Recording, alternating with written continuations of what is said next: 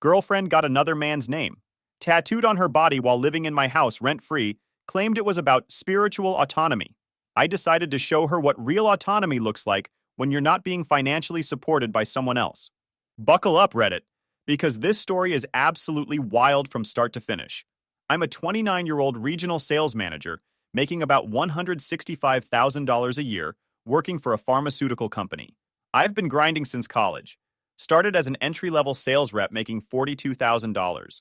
Worked my way up through pure determination and countless client meetings, and finally landed my current position as regional manager. I own a nice house in the suburbs, bought it 2 years ago for $385,000, drive a 2022 Challenger that I saved up for, and have a pretty solid investment portfolio that I've been building since my early 20s.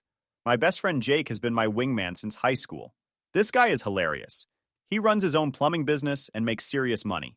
Seriously, good plumbers make more than most office workers. And has zero filter. He's the type of guy who'll roast you mercilessly, but would also help you move without asking questions. You'll hear more about Jake later because he becomes absolutely crucial to this story. About 3.5 years ago, I met Stephanie at some trendy rooftop lounge downtown. She was working as a marketing coordinator at some startup that sold overpriced protein powder to Instagram influencers. The job basically involved posting on social media and going to networking events that were really just excuses to eat fancy appetizers and make connections. Stephanie was stunning, I'm not gonna lie. Like seriously gorgeous. Blonde, blue eyes, that Instagram model look that makes your brain temporarily stop working. She had this way of making you feel like you were the most interesting guy in the room when she talked to you. She'd lean in close when you spoke, touch your arm when she laughed, and had perfected this innocent, wide-eyed look that made you want to protect and provide for her. I was totally hooked from day one. The red flags were there early, but I was thinking with my heart instead of my head. She forgot her wallet on our second date, claimed she'd left it in her other purse, and looked so embarrassed that I immediately offered to pay. She always seemed to need ride shares because her car was in the shop. Spoiler alert, she didn't have a car and had never owned one. She lived in this expensive downtown apartment that she definitely couldn't afford on her $35,000 salary, but when I asked about it, she got vague and mentioned something about a family trust that helped with expenses. Looking back, I realized she was incredibly skilled at reading people and telling them exactly what they wanted to hear. During our first few dates, she'd ask detailed questions about my work, my goals, my house, my hobbies, not because she was genuinely interested, but because she was gathering intelligence about my financial situation. She'd remember specific details about my bonus structure, my investment accounts, even casual mentions of expensive purchases I'd made. I should have pressed for details, but she was really good at deflecting serious questions by either changing the subject to something flattering about me or by getting physical. Every time I started to ask about her finances or her living situation, suddenly she'd be complimenting my house or my car, or talking about how successful and ambitious I was. The physical chemistry was intense, and she knew exactly how to use it to keep me from asking too many questions. What really should have been a red flag was how quickly she started hinting about exclusivity. By our fourth date, she was already talking about how she'd never met anyone like me, and how she could see a real future together.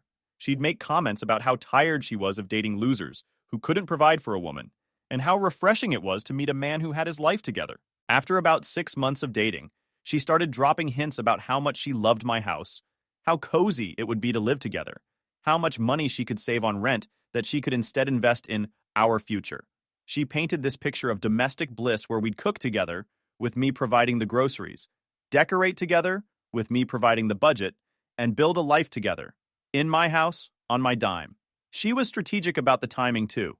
She started these conversations right after we'd had particularly good weekends together, when I was feeling most connected to her. She'd curl up next to me on Sunday mornings and talk about how perfect everything felt, how she'd never been happier, how she could imagine waking up like this every day. I was making good money and genuinely cared about her, so when her lease came up, I suggested she move in with me. She acted like it was the most romantic thing anyone had ever suggested, talking about how she'd always dreamed of playing house with someone she loved. Biggest mistake. Office my life. The moment she moved in, everything changed. It was like a switch flipped, and suddenly the sweet, grateful girlfriend disappeared and was replaced by this entitled princess who acted like I owed her the lifestyle she wanted. Suddenly my mortgage payments became our housing expenses, but somehow I was still paying 100% of them. When I mentioned that she should probably contribute something to the household expenses, she looked at me like I'd suggested she sell a kidney. But honey, I'm saving my money for our future, she'd say. Besides, you make so much more than me. It only makes sense that you handle the big expenses. What money was she saving? That was the question I should have asked but never did. Her paychecks seemed to evaporate the moment she got them, spent on clothes, beauty treatments, and lunch dates with friends. But somehow she was always saving for our future, while I covered 100% of our actual living expenses. My grocery bill tripled because she only ate organic everything and had to have fresh flowers in the house at all times. Not just any flowers. They had to be specific arrangements that cost $80 to $120 each and needed to be replaced twice a week. She also developed very particular tastes in food. Everything had to be organic, free-range, locally sourced, and expensive. A simple grocery run that used to cost me $100 for a week now costs $300 and would last maybe 4 days. She'd justify every purchase with some elaborate explanation. The flowers were essential for creating positive energy in our living space. The expensive food was an investment in our health and longevity. The organic cleaning products were better for the environment and our well-being. Everything was always framed as being for our benefit, even though I was the only one paying for any of it. She redecorated my entire living room without asking, spending like $8,000 on furniture and artwork that looked like it came from a boutique hotel. When I came home from work one day, my comfortable leather couch was gone, replaced by this white fabric monstrosity that you couldn't actually sit on comfortably. My practical coffee table was replaced with some glass and chrome thing that cost more than most people's cars. The worst part? She acted like she was doing me a favor. "It's an investment in our space, babe," she'd say whenever I questioned the spending. "You make good money. Why are you being so cheap about making our home beautiful? Don't you want people to be impressed when they come over?" Our home. That was rich, considering she contributed exactly $0 to any of it. The really infuriating part was how she'd get upset if I expressed any concerns about money. She'd turn on the waterworks and talk about how she felt unwelcome in our home, how she was just trying to make it beautiful for both of us, how she never realized I was so focused on money. She'd make me feel like a cheapskate for not wanting to spend thousands of dollars on throw pillows and decorative candles. But the relationship had its good moments, and she could be really sweet when she wanted something. So I convinced myself this was just what serious relationships looked like. Maybe I was being selfish expecting her to contribute financially when I made so much more than her. Maybe this was just how couples functioned when there was an income disparity. I was working 50-plus hours a week between client meetings, territory management, and quarterly reports. She worked maybe 25 hours at her marketing coordinator job, which seemed to involve a lot of coffee meetings and networking events. The rest of her time was spent at yoga classes, getting her nails done, shopping for more stuff to fill up my house with, or meeting friends for expensive lunches that somehow always ended up on my credit card. The breaking point should have been when she bought a $3,000 purse without asking and casually mentioned it over dinner like it was no big deal. "It's an investment piece," she said when she saw my face. "Good leather goods hold their value, and besides, I need something nice for when we go to work events together." I should have seen what was coming from a mile away. About 8 months after Stephanie moved in, she discovered this high-end yoga studio called Sacred Flow Wellness Center. Classes were $40 each, which she informed me was an investment in her wellness journey and essential for her mental health. Since I was paying for literally everything else, I guess I was investing in her wellness journey too. The place was exactly what you'd expect. Exposed brick walls, hanging plants everywhere, motivational quotes painted in cursive fonts, and the kind of atmospheric lighting that makes everything look like an Instagram filter. The clientele was mostly wealthy housewives and 20-something trust fund kids who could afford to spend $200 a week on yoga classes. That's where she met Blake. Blake was everything I wasn't, and Stephanie made sure I knew it. Where I was a practical guy who wore business casual and drove a muscle car, Blake was this enlightened character who wore exclusively linen pants and hemp clothing and drove a Prius covered in coexist stickers and bumper stickers about meditation and plant-based living. He called himself a mindfulness coach, an energy healer, which as far as I could tell, meant he charged rich housewives $200 an hour to tell them their chakras were blocked and their auras needed cleansing. His LinkedIn profile was a masterpiece of buzzword nonsense.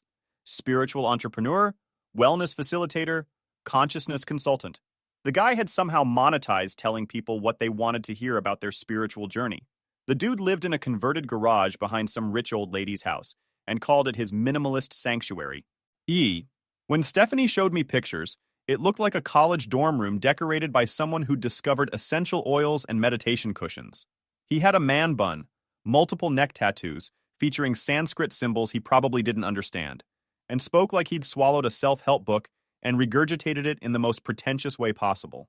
But somehow he was a spiritual entrepreneur who was building his brand while living off protein bars and whatever he could mooch from his clients.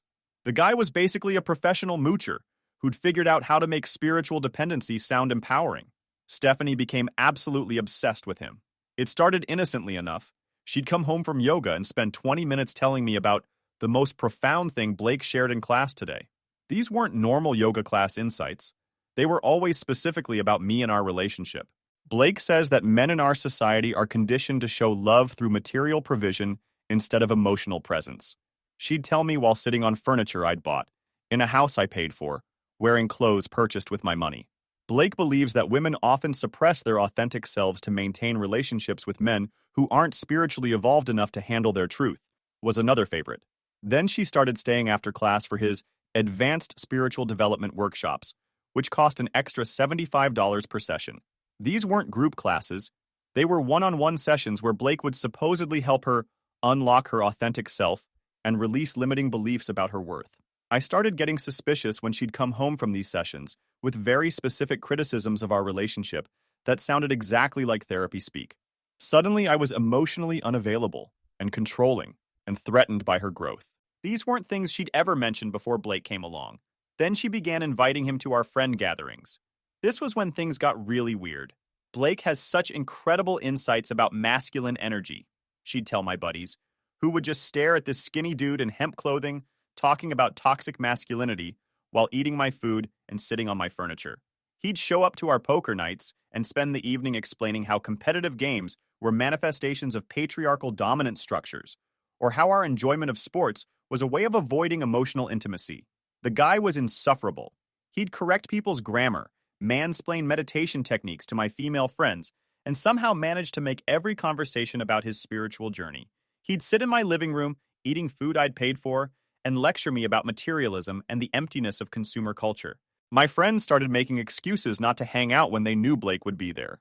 Nobody wanted to listen to some wannabe guru lecture them about their unconscious patterns while trying to enjoy a casual evening. Jake was the first one to call it out directly. After Blake left one of our game nights early because the competitive energy was disturbing his inner peace, Jake pulled me aside. "Dude, that guy wants to be with your girlfriend and she's letting him," he said bluntly. "Also, he's completely full of it. I've met plenty of spiritual people who aren't pretentious jerks. This guy is running some kind of long con on her." I laughed it off, but Jake planted a seed. I started paying attention to how Stephanie acted around Blake, and it was obvious she was attracted to him. She'd touch his arm when she talked, laugh way too hard at his jokes that weren't funny, and constantly bring him up in conversation, even when he wasn't around. The really weird part was how she started adopting his speech patterns and opinions. Suddenly, she was using phrases like holding space and spiritual bypassing, and talking about toxic patterns in our relationship that she'd never mentioned before Blake came along. When I mentioned that Blake seemed to be around a lot and maybe we should have some boundaries about how often we included him in our personal time, Stephanie went into full defense mode. "He's my spiritual guide, not some random guy," she snapped. "Just because you don't understand the connection Blake and I have doesn't mean there's anything inappropriate about it. He's helping me grow as a person, which is something you should be supporting instead of being threatened by. The connection Blake and I have, not the connection I have with my yoga practice or the spiritual growth I'm experiencing. The connection with Blake specifically. That should have been my exit cue right there." Stephanie had a few small tattoos when we met. A butterfly on her ankle, some inspirational quote in cursive on her wrist, typical basic girl stuff that she'd gotten in college. But she'd been talking for months about getting a meaningful piece that would represent her spiritual transformation and authentic self-expression. The conversation started getting more serious after she'd been working with Blake for about 6 months. She'd bring up tattoo ideas during dinner, asking me what I thought about various designs she'd found on Pinterest or Instagram. I was supportive. They were her ideas, her body, and some of the designs she showed me were actually pretty cool. One Saturday morning over breakfast, she casually mentioned she had a consultation booked for the following week for a large tattoo on her ribcage. This was the first I'd heard about her actually booking an appointment, and the location surprised me. "That sounds cool," I said, genuinely interested. What are you thinking of getting? The temperature in the room dropped about 20 degrees. It's personal, she said, suddenly very focused on her $18 acai bowl that I'd paid for. It's part of my spiritual journey with Blake. You wouldn't understand. Hold up. Her spiritual journey with Blake? Not her own spiritual journey that happened to involve classes Blake taught, but a journey they were on together? I'm just curious about what you're putting on your body permanently, I said, trying to keep my voice level. We live together. I care about you. I'm interested in your life. I thought we shared things with each other. Big mistake. Huge. This is exactly the problem, she exploded, throwing her spoon down so hard it clattered across the table and left a stain on the white tablecloth she'd insisted we needed. You think because you pay for things around here that you own me. This is my body, my choice, my spiritual path. Blake says men in our society are conditioned to think they have ownership over women's bodies, and that's exactly what you're doing right now, Blake says. Of course he says that. I literally just asked what tattoo you're getting, I said. How is that trying to own your body? I ask about your day at work. I ask about your yoga classes. I ask about your friends. Because I care about you and your life. This is the same thing. But she was already in full victim mode, talking about how I was being controlling and possessive, and how Blake had warned her that I might react this way because I was threatened by her growth and intimidated by her journey toward authentic self-expression. Blake predicted you'd try to make this about you, she continued, her voice getting higher. He said you'd try to guilt me into asking permission for decisions about my own body, because men like you need to feel like they have control over every aspect of their partner's life. Men like me. I was starting to really hate Blake. She stormed out and spent the rest of the day at Blake's sanctuary, probably getting more ammunition for why I was a toxic masculine oppressor for having the audacity to ask my live-in girlfriend about her tattoo plans. That night she came back and gave me the silent treatment until I apologized for not respecting her autonomy and making her spiritual journey about my insecurities. I apologized because I wanted peace in my own house, but something felt really wrong about the whole situation. Jake came over the next evening and I told him what happened. Bro, he said, grabbing a soda from my fridge. She's already emotionally checked out of this relationship. The tattoo is probably his name or some design they created together. You need to wake up and smell the nonsense. I wanted to believe Jake was being paranoid, but my gut was telling me the same thing. 2 weeks later, Stephanie came home from her tattoo appointment absolutely glowing. She'd been at the shop for like 6 hours getting this massive piece done, and she was riding that endorphin high that comes after a long session. You have to see this, she said, practically bouncing with excitement. It's even more beautiful than I imagined. The artist is incredibly talented, and Blake was right. This was exactly what I needed to mark this phase of my spiritual development. She lifted her shirt to show me, and I have to admit, my first reaction was admiration. It was genuinely gorgeous work. This elaborate design of intertwining vines and geometric patterns that wrapped around her entire side from just under her chest down to her hip. The detail was insane, clearly expensive as heck, and the artistic skill was undeniable. Wow, that's incredible, I said, and I meant it. How much did that cost? Don't worry about it, she said with this weird little smile. It was an investment in my spiritual development. Blake helped me understand that putting a price tag on personal transformation is limiting. I was studying the intricate design when I noticed something that made my blood turn to ice water, woven into the geometric patterns, integrated so subtly you'd miss it unless you were really looking, was text. Not just any text, but a name in elegant script lettering. Blake. She had gotten another man's name tattooed on her body. Not just any man, but the pretentious guy who'd been circling our relationship like a vulture for months. And it wasn't just anywhere on her body, it was on her ribs, in a spot that basically only a boyfriend or someone she was intimate with would ever see. I stood there staring at it while my brain tried to process what I was looking at. The room went completely silent, except for the sound of my heart pounding in my ears. It represents our spiritual connection, she said quickly, seeing my face. Blake and I have been working together on my personal development, and this tattoo honors that journey. It's about growth and transformation, and letting go of limiting beliefs about conventional relationship structures. She was defiant, chin raised, daring me to say something. I could see her mentally loading up all her usual ammunition about bodily autonomy and spiritual connections and toxic masculinity. The name is integrated into the design as a symbol of the guidance he's provided, she continued when I didn't respond immediately. It's not about him as a person. It's about what he represents in my journey toward authentic self-expression. Right. Because getting another man's name permanently etched into your skin while living with your boyfriend is totally about spiritual growth and has nothing to do with the person whose name you chose. I just nodded slowly. I support your bodily autonomy, I said quietly. The relief on her face was immediate. She thought she'd won. She thought her therapy speak had successfully defended getting another man's name tattooed on her body while living in my house. What she didn't realize was that I wasn't surrendering. I was taking her at her exact word. She had made an autonomous decision about her body. Time for me to make some autonomous decisions about mine. The next morning, Stephanie announced she was going back for a follow-up session the next Saturday to get some touch-ups and additional shading done. She was meeting Blake there because he wanted to witness the completion of her transformation and hold space for the final phase of the process. Of course he did. After she left for work, I called Jake. "Remember how you said she was probably emotionally involved with him?" I said when he picked up. "Yeah, and you said I was being paranoid. Why?" "She got his name tattooed on her ribs." There was a long pause. Then, "Holy cow, dude. Are you serious?" "Dead serious. It's worked into this big design, but it's definitely his name. She said it represents their spiritual connection and their journey together." "Bro, that's not a spiritual connection. That's a territorial marking. She's literally branded with another dude's name. What are you gonna do?" That was the million-dollar question. Part of me wanted to just kick her out immediately, but I had a better idea brewing. Something that would teach both her and Blake a lesson about consequences. "I need your help with something," I said, "and I need you to not ask questions until it's over." "I'm in," Jake said immediately. "What do you need?" I spent the next week planning. See, here's the thing about being in sales. You learn to think strategically about problems and solutions. You break down complex issues into smaller, manageable parts, and you always have contingency plans. You learn to anticipate objections and prepare responses. I was about to apply those problem-solving skills to my relationship. The beautiful thing was that Stephanie had gotten so comfortable living off my money that she'd gotten sloppy. She had no idea how much I actually made, what I had in savings, or how much our monthly expenses really were.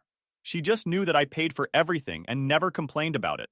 She was about to learn why that was a mistake.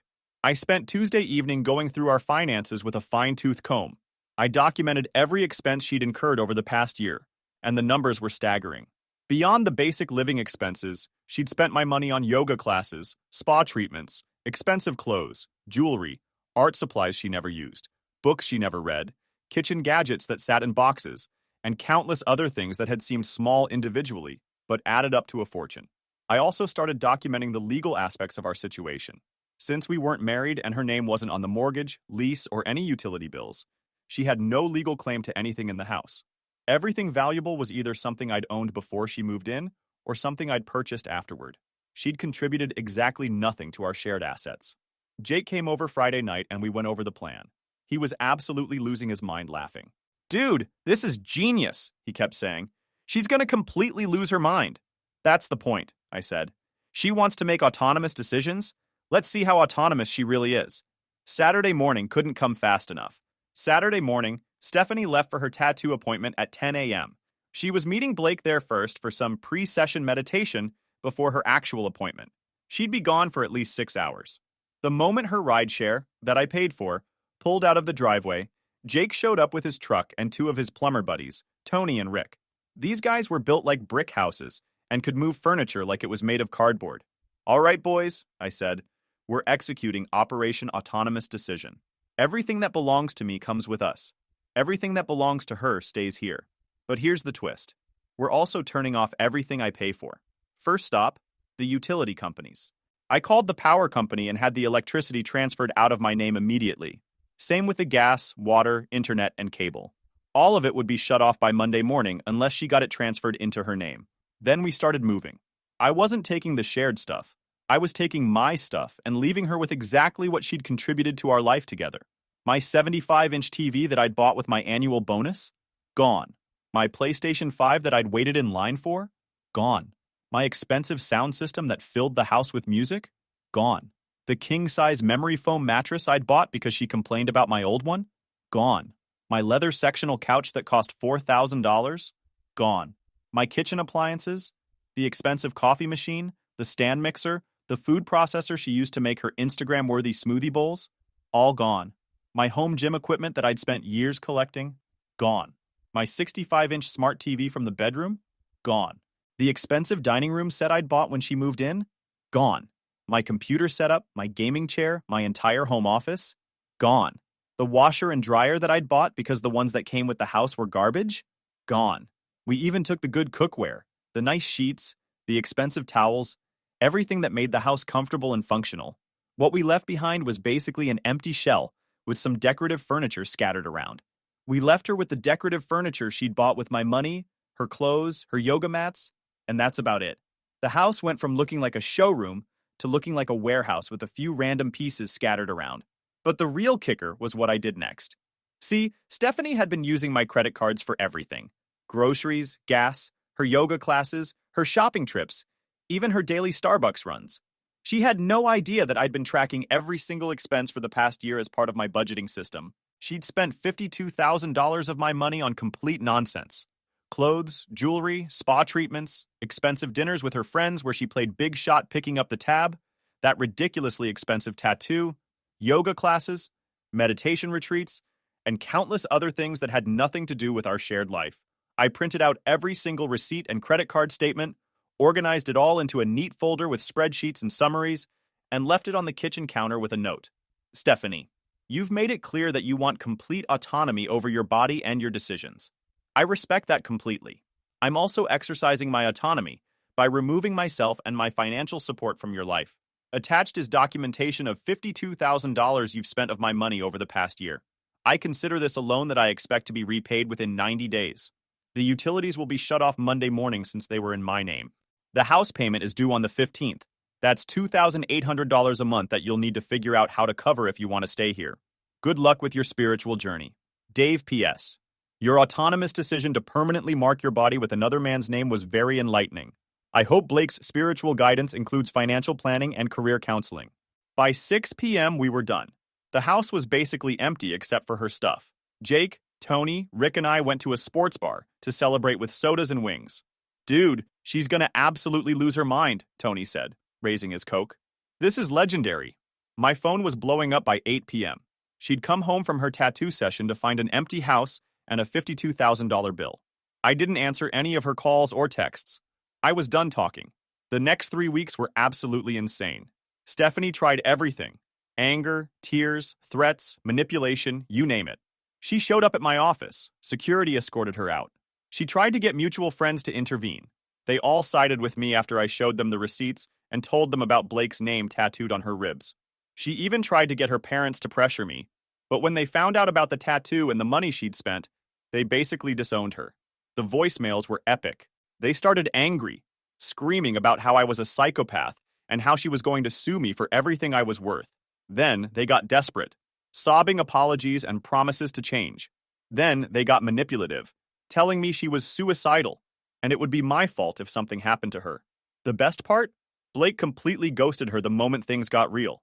Turns out his spiritual guidance didn't extend to helping her pay rent or deal with angry creditors. The moment he realized she was broke and expecting him to step up, his enlightened rear end disappeared faster than free food at a college event. According to mutual friends, Blake told her he needed to protect his energy and couldn't be around such negative vibrations. Translation: broke women aren't as fun to spiritually guide as wealthy ones. She couldn't afford the house payment, obviously. She couldn't afford the utilities when they got turned back on in her name. She couldn't afford groceries without my credit cards.